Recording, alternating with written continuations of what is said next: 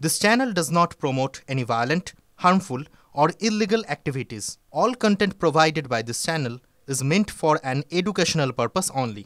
Top quality और consistent performance के लिए सिर्फ सिल्वर पंप नाम याद रखना। কোনো সাবজুডিস ব্যাপারে কোনো কথা বলবো না। উনি অসুস্থ আমরা ইনভেস্টিগেশন এজেন্সির সঙ্গে সবসময় সহযোগিতা করছি, ভবিষ্যতেও করব।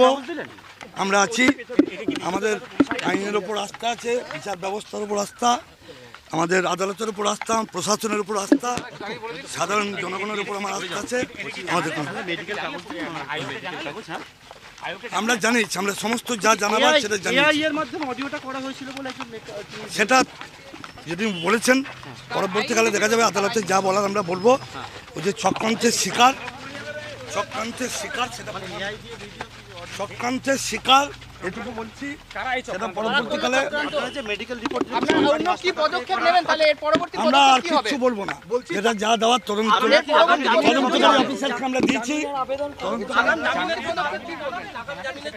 আমরা তদন্তকারী অফিসারকে যা বলার বলেছি। আপনারা কি লিখিতভাবে পুলিশকে জানান গোটা বিষয়টা, মানে সেটা যা বলার, যেটা আইন মোতাবেক করেছি,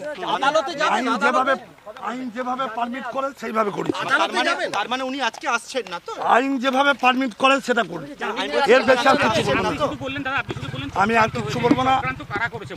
আমাদের আইন যেভাবে পারমিট করেছে সেইভাবেই করেছি। না, আপনি পুলিশকে কি জানালেন একটু বলে দিন। আমরা জানি, যেটা জানিয়েছি সেটা, মানে অসুস্থ সেটা জানেন, অসুস্থ যেটা জানো না, আইনের মোতাবেক জানি।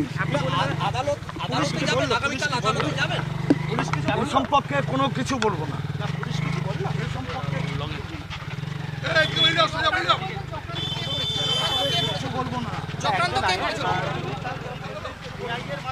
কোনো কিচ্ছু বলবো না। তদন্তের ব্যাপার আমরা কিচ্ছু বলবো না। এর পরবর্তী কি পদক্ষেপ রয়েছে? কোনো কিচ্ছু বলবো না। আপনারা কোনো কিছু বলবো না। তিনি স্পষ্ট করলেন না অনুব্রত মণ্ডল আজ হাজিরা দেবেন নাকি দেবেন না, এই বিষয়টা যেমন উঠছে। পাশাপাশি কিছুক্ষণ আগে গগন সরকার অনুব্রত মণ্ডলের অনুগামী, তিনিও এসেছিলেন এই এসডিপিও অফিসে, কিন্তু তিনিও তখন পরিষ্কার করে বলে গিয়েছিলেন এআই দিয়ে বানানো হয়েছে। অনুব্রত মণ্ডলের নাকি অডিওই নয়, ওই যে অডিও ভাইরাল হয়েছে সেটা নাকি অনুব্রত মণ্ডলের গলা নয়, সেটাকে বানানো হয়েছে। এর পেছনে চক্রান্ত রয়েছে, এর পেছনে বিরোধীরা থাকতে পারে, এর পেছনে দলের একাংশকেও দায়ী করেছেন গগন সরকার। তার কিছুক্ষণ পরেই কিছুক্ষণ আগে বেরিয়ে গেলেন আইনজীবী, অনুব্রত মণ্ডলের আইনজীবী বিপত্তারণ বাবু, তিনি বেরিয়ে গেলেন এবং তিনিও বললেন যে ষড়যন্ত্র করা হয়েছে, অনুব্রত মণ্ডলকে ফাঁসানোর চেষ্টা করা হচ্ছে।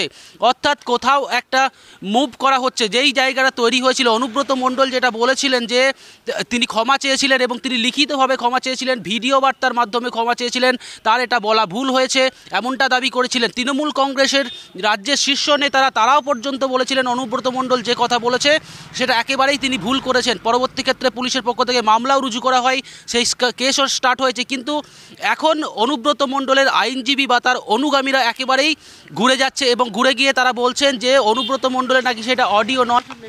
সেটা যদি বলেছেন পরবর্তীকালে দেখা যাবে, আদালতে যা বলার আমরা বলবো। ওই যে চক্রান্তের